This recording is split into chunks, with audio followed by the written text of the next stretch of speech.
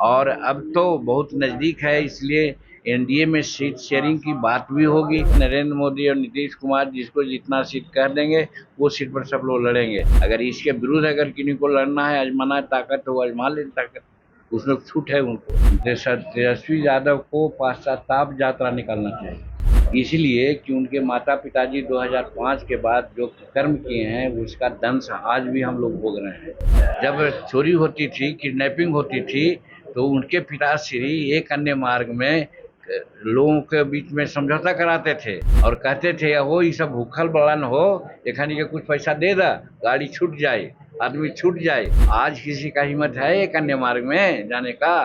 तो कैसा lion word कहते हैं, वही लायन वर्ड चाहते हैं। एक चीज, जीतन राम मांझी ने अपने सहयोगी दल के नेता चिराग पासवान को नसीहत दे दी है इशारों इशारों में, और तेजस्वी यादव को खुले तौर पर सुझाव दे दिया है कि वो बिहार अधिकार यात्रा के बजाय पश्चाताप यात्रा निकाले तो बेहतर होगा। नमस्कार दर्शक, न्यूज़ देख रहे हैं आप, मैं हूं अनुराग। जेपी नड्डा पटना में हैं, बिहार पहुंचे हैं और भाजपा के नेताओं के साथ बैठक कर रहे हैं और भी कई कार्यक्रमों में शिरकत कर रहे हैं।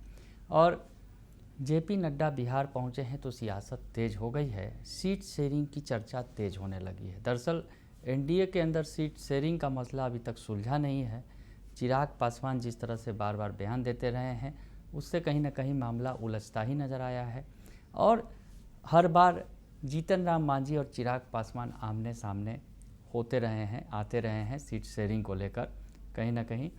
तो अब जीतन राम मांझी ने बड़ी बात कह दी है जेपी नड्डा के बिहार दौरे के बीच, और सीट शेयरिंग को लेकर उन्होंने चिराग पासवान पर तंज कस दिया है। वैसे उन्होंने कहा है कि सीट शेयरिंग पर कहीं भी कोई परेशानी नहीं है एनडीए के अंदर, पर जिनको अपनी ताकत आजमाना है वो आजमा ले, देख ले।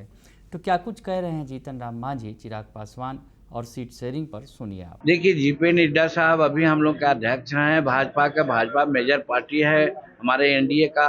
वो अपना विकास के काम में भी आ रहे हैं, कुछ आए हैं, तो स्वाभाविक है कि राजनीतिक चर्चाएं होगी। और अब तो बहुत नजदीक है, इसलिए एनडीए में सीट शेयरिंग की बात भी होगी। तो वो आए हैं तो भाजपा के लोगों से बात करेंगे।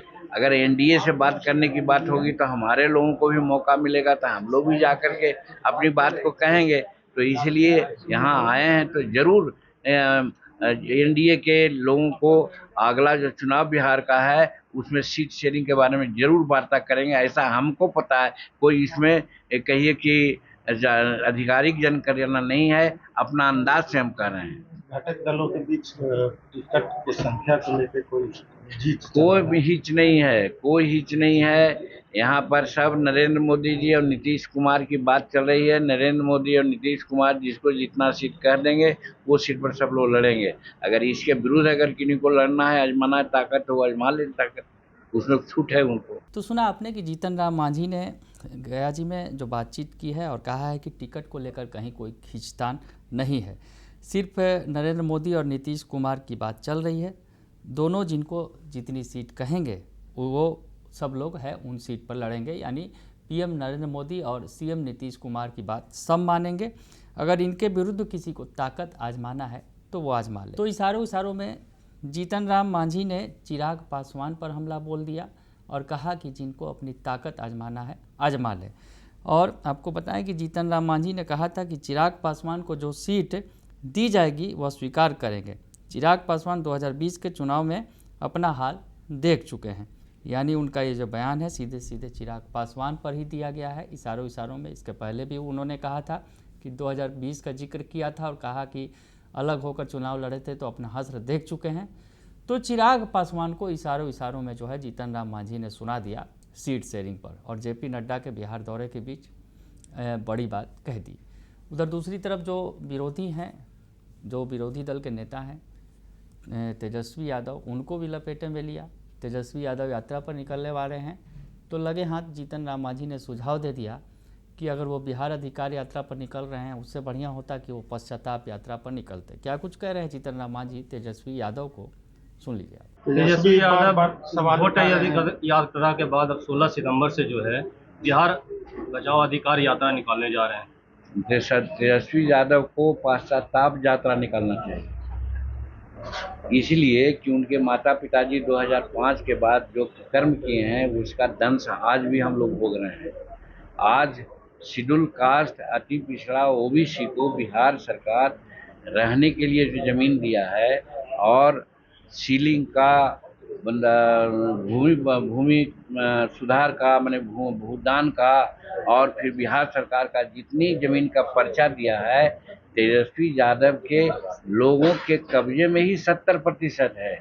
तो वो जाकर के पश्चाताप करें और छुड़वावें यहाँ के शेड्यूल कास्ट और लोगों के पास जो सरकार जमीन दिया है रहने के लिए और खेती करने के लिए, उसको कृपया करके छुड़ावें।